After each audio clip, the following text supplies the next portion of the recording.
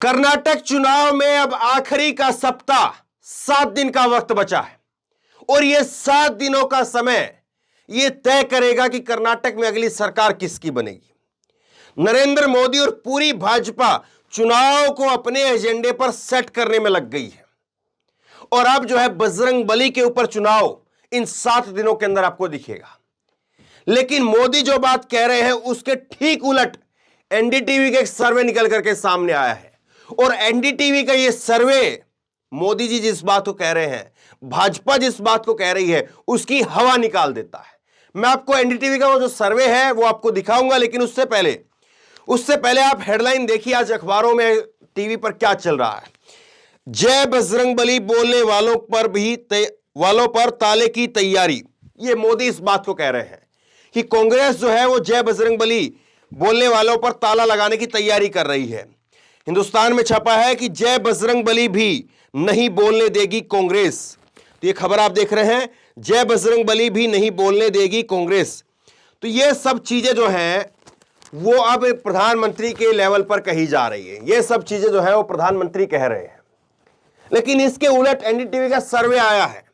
मोदी कह रहे हैं कि कांग्रेस जो है वो जय बजरंगबली नहीं बोलने देना चाह रही। यानी बीजेपी एक तरह से जो है वो आरोप लगा रही कांग्रेस के ऊपर कि कांग्रेस जो है वो मुस्लिम तुष्टीकरण कर रही है। मैंने कल आपको खबर दिखाई, जो असम के मुख्यमंत्री हैं बीजेपी के, वो तो कह रहे हैं कि कांग्रेस का जो घोषणा पत्र है वो मुसलमान घोषणा पत्र है, जिन्ना भी अगर जिंदा होते तो ऐसा घोषणा पत्र जारी नहीं होता। लेकिन खबर आप देखिए, एनडीटीवी की खबर है, एनडीटीवी का ये स्क्रीनशॉट आप देखिए और मैं ताजा अभी आपका जो है सर्वे दिखा रहा हूं। कल जो है वो बयान भी आया, कल पूरा दिन हंगामा भी रहा और कल शाम को जो है वो एनडीटीवी की तरफ से ये स्क्रीनशॉट डाला गया है, ये ट्वीट जो है वो डाला गया है और इसमें क्या लिखा है। कर्नाटक में ज्यादा भाई भतीजावादी, कर्नाटक के विकास के लिए बेहतर और धार्मिक सद्भाव बनाए रखने वाली पार्टी कौन सी है।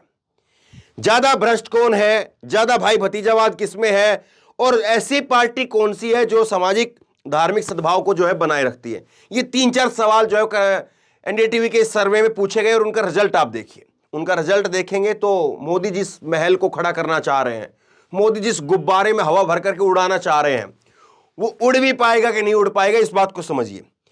ये देखिए आप, मैं 3-4 स्क्रीनशॉट में आपको दिखा रहा हूं। सबसे पहले देखिए सबसे ज्यादा भ्रष्ट कौन है। सबसे पहले ये देखिए सबसे ज्यादा भ्रष्ट कौन है, ये सवाल पूछा गया और इस सवाल में कांग्रेस को भ्रष्ट बताया गया 35%, कि कांग्रेस जो है 35% भ्रष्ट है। लेकिन बीजेपी को दिखाया 59% भ्रष्ट है। 60% बीजेपी जो है भ्रष्ट है, अन्य में जो है 3% है। दूसरा आप देखिए, ज्यादा भाई भतीजावाद किसमें है। लगातार परिवारवाद, वंशवाद, शहजादा, ये सारी बातें जो कही जाती है। लेकिन देखिए क्या रिजल्ट है, कांग्रेस में 30% परिवारवाद है। ये एनडीटीवी का सर्वे मैं आपको बता रहा हूं, एनडीटीवी लोकनीति CSDS का सर्वे है और इसमें जो है कांग्रेस को वो 30% भाई भतीजावाद वाली पार्टी बताया है कर्नाटक के लिहाज से, जबकि बीजेपी जो है 59% भाई भतीजावाद वाली पार्टी है। आपको याद होगा कि किस तरह से 2 चीजें हुई थी कर्नाटक के चुनाव में। येदियुरप्पा उनको जो है वो संन्यास लिया तो उनके बेटे को टिकट मिली और दूसरा के ईश्वरप्पा जिसको मोदी ने फोन किया था, के ईश्वरप्पा का बेटे का टिकट जो है शिवमोगा से वो चाह रहे थे, उनको नहीं मिला वहां से और इसीलिए नाराजगी इतनी थी कि वो शांत बैठ गए थे। संन्यास का ऐलान उन्होंने पहले ही कर दिया था। खुद मोदी को फोन करना पड़ा और मोदी को फोन करके कहना पड़ा कि साहब ठीक है, तैयार रहिए, कोई दिक्कत नहीं, सब देख लेंगे। तो ये भाई भतीजावाद का जो है वो झलक आपको दिख रही है। दूसरी आप देखिए, सवाल पूछा गया कि कर्नाटक के विकास के लिए बेहतर कौन है, कर्नाटक में डेवलपमेंट कौन कर सकता है, विकास कौन कर सकता है। एनडीटीवी का सर्वे है, इसमें लिखा है कांग्रेस 47%, बीजेपी 37% और जेडीएस जो है वो 14%। यह सर्वे है। दूसरा आप देखिए, धार्मिक सद्भाव बनाए रखने वाली यानी भाईचारा बनाए रखने वाली कौन सी पार्टी है। कांग्रेस 49%, बीजेपी 34% और जेडीएस जो है वो 14%। एक भी जगह पर बीजेपी वो कामयाब होती हुई दिखाई नहीं दे रही है। ना बीजेपी जो है वो धार्मिक सद्भाव को बनाती है, ये इस लोगों ने माना है। ना बीजेपी डेवलपमेंट कर सकती है, ये लोगों ने माना है। बीजेपी में सबसे ज्यादा भाई भतीजावाद है, ये लोगों ने माना है। और बीजेपी जो है वो सबसे ज्यादा भ्रष्ट पार्टी है, ये लोगों ने माना है। और कांग्रेस ने ये दो फोटो भी जारी कर दिए। एक तरफ जो है पे सीएम है और दूसरी तरफ क्राई पीएम है। पे सीएम जो है वो वहां के मुख्यमंत्री के लिए कि 40% कमीशन की सरकार चल रही थी, और क्राई पीएम ये है कि मोदी जो है वो रोते रहते हैं कि मेरे को उस नेता ने गाली दे दी, इस नेता ने गाली दे दी, ये कह दिया, वो कह दिया। अपनी समस्याओं के बारे में रोते रहते हैं, लोगों की समस्याओं के ऊपर बात नहीं करते हैं। और अगर शायद ऐसा होता तो जो यहां पर सर्वे में दिखाई दे रहा है उसकी कुछ उलट तस्वीर आपको देखने को मिलती। लेकिन चीजें किस तरह से हो रही है और समझना यह भी होगा कि अब जो है बहुत कुछ दांव पर भी है। खबर देखिए आप, जागरण की खबर मैं आपको दिखा रहा हूं। कर्नाटक में कांग्रेस बजरंग दल पर प्रतिबंध का वादा। नीचे लिखा है, कहा नफरत फैलाने वाले पीएफआई समेत अन्य संगठनों पर करेंगे सख्त कार्रवाई। तो पीएफआई के ऊपर भी बैन लगाने की बात कांग्रेस कह रही है, लेकिन उसको कितनी प्रमुखता से दिखाया जाएगा। और दूसरी तरफ बजरंग दल को जो है बजरंग बली के साथ में जोड़ करके देश के प्रधानमंत्री, देश के गृह मंत्री अगर दिखाने लगे तो बताइए आम लोगों तक संदेश क्या पहुंचेगा। आम लोग क्या फिर इस बात को यह मान करके चलेंगे कि वाकई कांग्रेस जो है वो बजरंग बली के खिलाफ है, यह मान करके चलेंगे। सवाल बहुत सिंपल सा है, सवाल जो है बहुत सीधा सा है। सवाल यह है कि अगर राम रहीम को सजा हुई और राम रहीम को कल को बीजेपी छोड़ दे या जो है वो जेल अदालत छोड़ दे और बीजेपी उसके समर्थन में आ जाए, बीजेपी उसको छोड़ नहीं सकती क्योंकि बीजेपी के हाथ में कायदे से है नहीं। हाँ, वो बात अलग है कि उसकी राम रहीम की जो जमानत होती है उसको लेकर के बीजेपी के मुख्यमंत्री पर सवाल उठते हैं।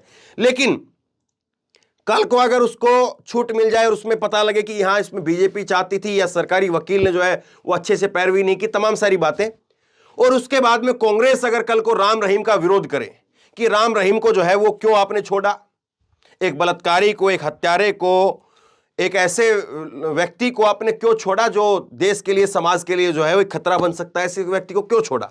कल को अगर कांग्रेस ये लाइन लेती है, कल को अगर कांग्रेस ये बात कहकर के राम रहीम का विरोध करती है, तो क्या ये कह दिया जाएगा कि ये तो राम रहीम नहीं, ये राम का विरोध हो रहा है। ये अजीब बात है, ये अजीब हो रहा है कि राम की वजह से जो है वो कुछ बात, राम रहीम का जो है वो बात जोड़ दिया जाए। अब ऐसे तो जो है वो सारे अपराधी, सारे जितने भी जो लोग हैं, जो गुंडे हैं, डकैत हैं, आतंकी हैं, जितने भी हैं, वो सारे जो है वो भगवानों के नाम रख करके बैठ जाए कि साहब देखिए हम तो जो है, मेरा नाम ये है, मेरा नाम वो है, मेरा नाम ये है, मेरा भगवान ये है, मैं भगवान उस, मेरा भगवान का नाम ये है। और फिर कल को जज साहब अगर उसको कोई सजा दे तो क्या कहेंगे, जज साहब ने फलाने राम को जो है, फलाने भगवान को जो है वो फांसी दे दी। ये अजीब हो रहा है, लेकिन अजीब भी नहीं है ये बीजेपी के चुनाव प्रचार का। और ये मान करके चलिए कि अगर यहां पर कर्नाटक में बीजेपी इतना सब कुछ होने के बावजूद, जहां पर हर सर्वे में हर जगह पर उनको हार का सामना करना पड़ रहा है, उसके बावजूद अगर बीजेपी इस चुनाव को बचा करके ले जाती है, उसके बावजूद अगर बीजेपी यहां पर जीत जाती है, तो फिर बीजेपी की बात जो और पुख्ता हो जाएगी, जो वो बात कि आईटी सेल के जरिए, मीडिया के जरिए वो जो चाहते हैं वो प्रोपेगेंडा चलता है, विपक्ष जो चाहता है वो प्रोपेगेंडा, वो जो है एजेंडा चलता नहीं है। ये बात जो क्लियर हो जाएगी। और अगर, क्योंकि देखिए इसको प्रोपेगेंडा और एजेंडा मैं इसलिए कह रहा हूं कि सीधी सी बात है, और कल भी मैंने इसको कहा था, बजरंग दल में क्या खूबी है और बजरंग दल में क्या बुराई है, इसके ऊपर बहस होनी चाहिए। लेकिन बजरंग दल को बजरंग बली कह देना यह समझ से परे है। अब दूसरी बात यह है कि अगर यहां पर कर्नाटक में कांग्रेस पटकनी दे देती है तो फिर यह बात साफ हो जाएगी कि अब जो है बीजेपी की जो स्टाइल थी राजनीति करने की वो धराशायी हो रही है, और उससे जो है वो अब बात बनने वाली नहीं है। तो बहरहाल अब क्या कुछ होता है, किस तरह से होता है, ये तो वक्त बताएगा। लेकिन वक्त अब ज्यादा बचा नहीं, वक्त अब केवल 7 दिनों का है। अब उंगलियों के ऊपर दिन आ गए हैं, एक एक करके जो है वो दिन खत्म होते चले जाएंगे। 13 तारीख को, आज से 10 दिन बाद में 13 तारीख को किसकी सरकार बनेगी, ये सर्वे क्या वाकई सही साबित होंगे या इनकी भी हवा निकल जाएगी, या इस बार मोदी और शाह दिल्ली तक की हवा जो है वो साफ हो जाएगी, बदल जाएगी। आप क्या सोचते हैं नीचे कमेंट बॉक्स में लिख करके जरूर बताइए। इस वीडियो को खूब शेयर कीजिए और इसी तरह की तमाम खबरों के लिए ऑनलाइन न्यूज इंडिया सब्सक्राइब कीजिए, साथ में जो बेल आइकन है घंटी उसको जरूर दबाइए, ताकि जैसे कोई खबर अपलोड करें उसकी नोटिफिकेशन सीधे सबसे पहले आपको मिल सके। धन्यवाद। इस खबर को अभी लाइक करें, शेयर करें, अभी चैनल को सब्सक्राइब करें और घंटी जरूर दबाएं।